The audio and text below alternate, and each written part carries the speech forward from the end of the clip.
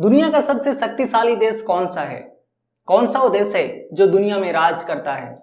इसका आंसर जानने के लिए आपको देखना पड़ेगा कि कौन से देश की इकोनॉमी दुनिया का लार्जेस्ट इकोनॉमी है और कौन से देश के पास दुनिया का सबसे स्ट्रॉन्ग एंड पावरफुल मिलिट्री है। कौन सा वो देश है जो ओलंपिक में सबसे ज्यादा गोल्ड मेडल जीता हो और कौन सा वो देश है जो सबसे ज्यादा नोबेल प्राइज भी जीता हो। इन सब सवालों का आंसर है अमेरिका, अमेरिका, अमेरिका। लेकिन यहाँ पे सवाल यह है कि अमेरिका कैसे इतना शक्तिशाली बना? इन्होंने ऐसा क्या किया जो दुनिया में सबसे बड़ा सुपर पावर बन गया? आज इसका आंसर जानने की कोशिश करेंगे इस वीडियो में। इस चार्ट से आप देख सकते हो पिछले 2000 साल का इतिहास। दुनिया का जीडीपी में कौन सा देश कितना कंट्रीब्यूट करता था। आप इस चार्ट में देखेंगे कि 18वीं सेंचुरी से पहले ज्यादातर कंट्रीब्यूशंस इंडिया और चाइना का था दुनिया की जीडीपी में। दुनिया की ज्यादातर trade and economic activities India और चाइना के अराउंड रिवॉल्व करता था। 18वीं सेंचुरी तक ऐसे ही चलता रहा। लेकिन 19वीं सेंचुरी के बाद सिर्फ पिछले 100 सालों में अमेरिका ने अपना डोमिनेंस दिखाया और दुनिया की जीडीपी में इतना बड़ा शेयर बना लिया। कैसे ये पॉसिबल हो पाया? इसको समझने के लिए हमें इतिहास में पीछे जाना पड़ेगा।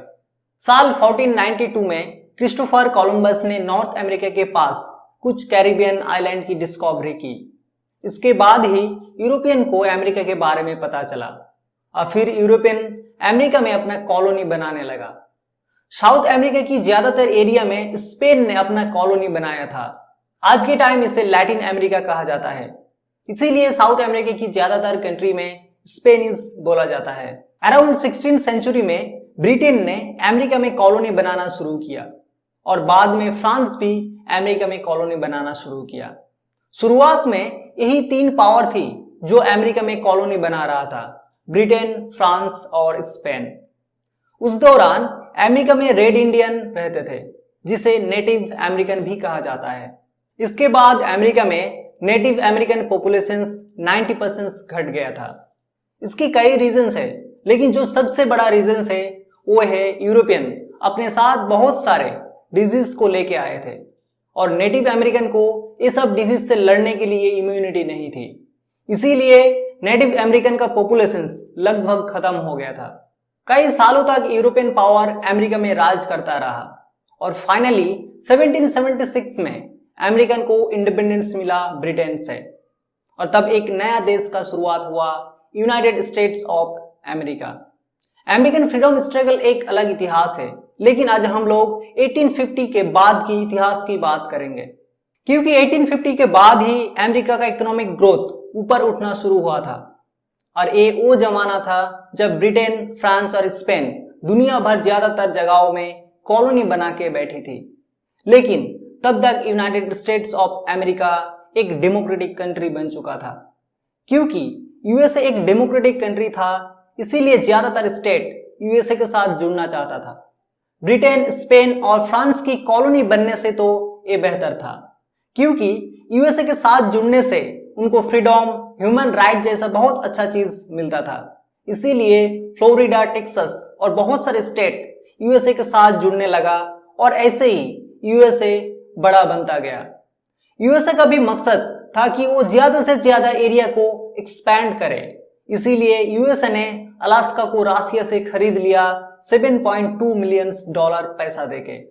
यूएसए से बहुत दूर एक आइलैंड था हवाई, वहां पे 1898 में यूएसए ने कब्जा कर लिया। यूएसए कॉलोनी नहीं बनाता था, लेकिन इंटेंसिटी ऐसा ही था अपना एरिया को एक्सपैंड करना। 19वीं सेंचुरी तक यूएसए काफी बड़ा बन गया था। अगर किसी देश का एरिया ज्यादा होता है तो इकोनॉमी एक्टिविटी भी ज्यादा होगा, इकोनॉमी बड़ा होगा और जीडीपी भी बड़ा होगा। इसीलिए आप चार्ट में देखेंगे कि 19वीं सेंचुरी तक यूएसए इकोनॉमिकली वर्ल्ड जीडीपी में काफी शेयर कंट्रीब्यूट करने लगा था। लेकिन ये तो सिर्फ शुरुआत था, असली खेल तो होता है 1900 से 1950 के बीच में। याद है आपको इस टाइम पे क्या हुआ था? दुनिया में 2 वर्ल्ड वॉर हुई थी। पहला 1914 से 1918 तक और दूसरा 1939 से 1945 तक। इस वर्ल्ड वॉर में दुनिया भर ज्यादातर कंट्री इन्वॉल्व थी, लेकिन यूएसए वर्ल्ड वॉर में डायरेक्टली इन्वॉल्व नहीं थी।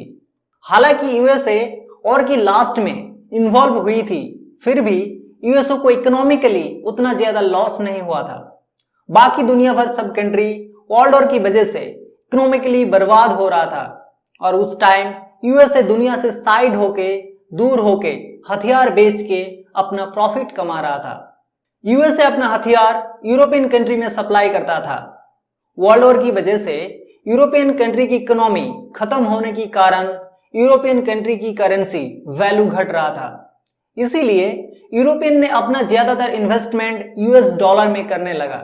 ऐसे ही यूएस डॉलर का वैल्यू इंक्रीज होने लगा। 1944 में अलाइड कंट्री ने अपने करेंसी को स्टेबल रखने के लिए डिसाइड किया कि हम अपने करेंसी को यूएस डॉलर के साथ लिंक कर देते हैं और यूएस डॉलर गोल्ड के साथ लिंक रहेगा, क्योंकि वर्ल्ड वॉर के टाइम यूएसए ही सिर्फ ऐसा एक कंट्री था जो इकोनॉमिकली स्टेबल था। और आपको पता है कि वर्ल्ड वॉर 2 में अलाइड पावर का जीत होता है और ऐसे ही यूएस डॉलर इंटरनेशनल करेंसी बन जाता है। वर्ल्ड वॉर के बाद यूनाइटेड नेशंस और इंटरनेशनल मॉनेटरी फंड यानी आईएमएफ जैसा ऑर्गेनाइजेशंस को बनाने में यूएसए एक बहुत अहम भूमिका निभाई। और ठीक ऐसे ही एक ऑर्गेनाइजेशन था GATT, global agreement on traffic and trade. इस ऑर्गेनाइजेशन को 1947 में बनाया गया था 23 कंट्री मिलके। इन कंट्री ने डिसाइड किया कि हम इकोनॉमिकली बूस्ट करने के लिए अपने अंदर जो ट्रेड बैरियर है उनको घटा देंगे। इसका मतलब है हम लोग अब ग्लोबल ट्रेड को प्रमोट करेंगे और यही गैट 1995 में WTO वर्ल्ड ट्रेड ऑर्गेनाइजेशन बन गई। अभी 159 कंट्री है WTO का मेंबर। 1950 के बाद अमेरिका और सोवियत यूनियन दो सबसे बड़े सुपर पावर होके निकली और यहां से शुरू हुई कोल्ड वॉर। यूएसए और सोवियत यूनियन के बीच जो वॉर हुई थी उसे कोल्ड वॉर कहा जाता है और ये एक आइडियोलॉजिकल वॉर था कैपिटलिस्ट एंड कम्युनिस्ट के बीच में। यूएसए कैपिटलिस्ट आइडियोलॉजी को प्रमोट करता था और सोवियत यूनियन कम्युनिस्ट आइडियोलॉजी को प्रमोट करता था। ये दो कंट्री एक दूसरे से डायरेक्टली लड़ाई नहीं की, एक प्रॉक्सी और खेली। ये लोग अपने कंट्री से नहीं लड़के दूसरे कंट्री में जाके लड़ाई की। यूएसए को जहां पे लगता था कि कम्युनिस्ट आइडियोलॉजी फैल रहा है वहां पे जाके सरकार को गिरा देते थे, कभी ऑपोजिशन पार्टी को पैसा देके फंडिंग करके और कभी टेररिस्ट रेबल ग्रुप को फंडिंग करके। ऑपरेशन साइक्लोन ने अफगानिस्तान में जाके तालिबान मिलिटेंट ग्रुप को फंडिंग करी ताकि सोवियत यूनियन का इन्फ्लुएंस रोका जा सके यहाँ पे। इसकी वजह से अफगानिस्तान में टेररिस्ट ग्रुप का शुरुआत हुई। और ठीक ऐसे ही कहानी हम लोगों को सुनने को मिलता है ब्राजील, चिली, अफगानिस्तान, इराक में और बहुत सारे ऐसे एग्जाम्पल है। इतने सारे कंट्री की इंटरनल पॉलिटिक्स में इंटरफेयर करने की वजह से बहुत सारे कंट्री डायरेक्टली डिपेंडेंट हो गए यूएसए के ऊपर और ऐसे ही यूएसए और भी बहुत पावरफुल बनता गया। इसी रीजंस की वजह से आज 1800 से ज्यादा मिलिट्री बेसेस है 70 से ज्यादा कंट्री में। और कोल्ड वॉर के दौरान ये सब अचीव करने के लिए यूएसए ने मिलिट्री पर बहुत ज्यादा पैसा खर्च की। इसकी वजह से आज भी यूएसए का मिलिट्री पावर दुनिया में बेस्ट है। 1949 में यूएसए ने नाटो मिलिट्री ग्रुप बनाई यूरोपियन के साथ मिलके सोवियत यूनियन की इन्फ्लुएंस को रोकने के लिए। इसीलिए हमेशा वेस्टर्न यूरोपियन कंट्री के साथ यूएसए का रिलेशंस अच्छा रहा है, क्योंकि वर्ल्ड वॉर के बाद जब यूरोपियन कंट्री की इकोनॉमी खत्म हो गया था और यूरोपियन कंट्री को इकोनॉमिकली डिपेंड होने पड़ा यूएसए के ऊपर। इसके वजह से यूएसए का वर्ल्ड इकोनॉमी में इन्फ्लुएंस रहा। कोल्ड वॉर के टाइम दुनिया दो भागों में बट गया था, एक तरफ यूएसए और दूसरी तरफ सोवियत यूनियन। बाकी देश कोई यूएसए की तरफ जाता था और कोई सोवियत यूनियन की तरफ जाता था। ऐसे ही यूएसए और सोवियत यूनियन दोनों ही पावरफुल बनता गया। फाइनली दो देशों के बीच कोल्ड वॉर खत्म हुआ जब सोवियत यूनियन बट गया। 1991 में सोवियत यूनियन का डिसोल्यूशन हो गया, 14 कंट्री में डिवाइडेड हो गया। ऐसे ही सोवियत यूनियन कमजोर हो गया यूनाइटेड स्टेट के सामने एंड तब से दुनिया में यूनाइटेड स्टेट्स ही अकेला सुपर पावर बन गया। ये सब तो था जियोपॉलिटिकल रीजन, लेकिन और भी बहुत सारे रीजन है जो अमेरिका को सुपर पावर बनाया। जैसे यूएसए का पॉलिसी हमेशा टैलेंट को अट्रैक्ट करता है अपने देशों में, और ये चीज आज भी एग्जिस्ट करता है। इसके बहुत सारे एग्जाम्पल है।